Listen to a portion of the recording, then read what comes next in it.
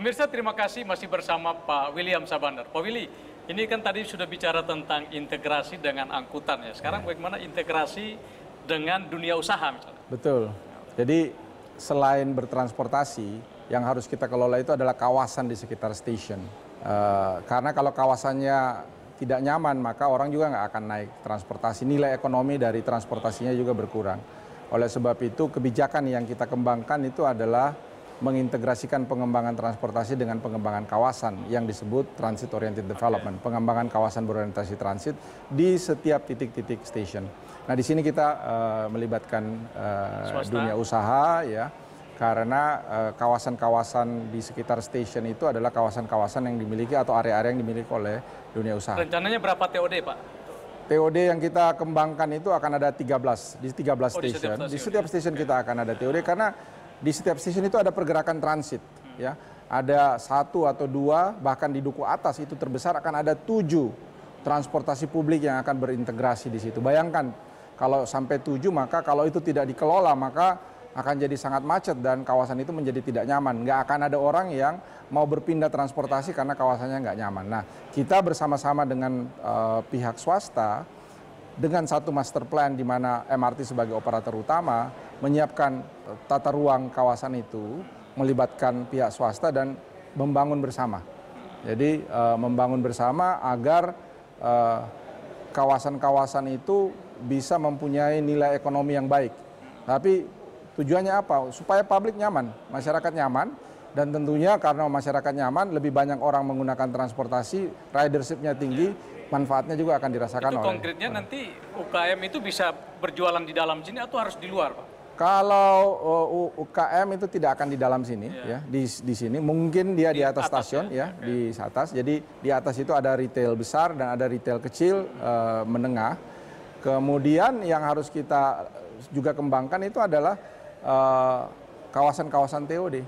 Jadi di kawasan-kawasan TOD kita juga kita kembangkan jalur-jalur interkoneksi, misalnya menuju ke stasiun. Di situ juga bisa kita kembangkan dengan UMKM yang ada. Ada insentif bagi mereka supaya bisa ini? Well, insentifnya adalah MRT sudah melakukan perencanaan, ya, dan itu disetujui oleh pemerintah DKI dalam hal ini. Kemudian pengelolaan bersama itu akan memberikan nilai ekonomi yang lebih tinggi sebenarnya, dan itu yang kita tawarkan kepada para pengembang. Daripada mengembangkan sendiri-sendiri, itu pasti biaya pengelolaannya lebih mahal.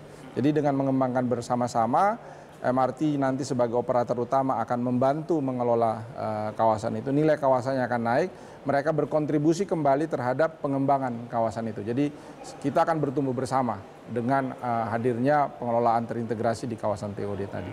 Ini respon swasta gimana? Sudah ada yang konkret berapa perusahaan yang... Kalau kan ada beberapa nih Pak yang kita mau coba lakukan. Yang paling sederhana misalnya interkoneksi, ya, yang kita lakukan dengan pihak bangunan. Jadi dari bangunan-bangunan tersebut langsung masuk ke stasiun MRT. Di sini ada 1, di duku atas sudah ada 1, di Blok M ada 1. Jadi ini kita akan kembangkan selanjutnya seperti apa.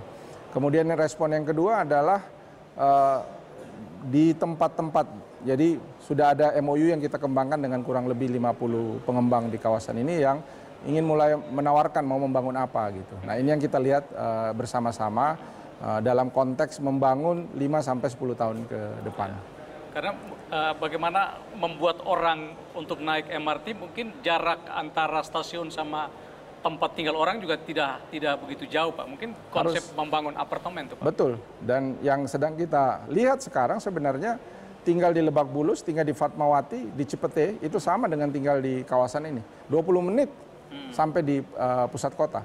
Sehingga memang yang konsep yang sedang kita tawarkan itu adalah urban revitalization atau urban redevelopment. Dibangun ke atas, lebih banyak public space, affordable housing, rumah masyarakat murah juga bisa tersedia di kawasan itu, sehingga konsepnya adalah masyarakat yang kerja di titik itu tidak harus bertransportasi keluar, ya, tapi bisa tinggal di kawasan-kawasan stasiun. Jadi tingkat kepadatan daerah stasiun itu ditingkatkan dengan membangun ke atas. Secara bisnis juga bisa bertumbuh. Otomatis, karena lebih banyak space yang bisa dibangun, ya.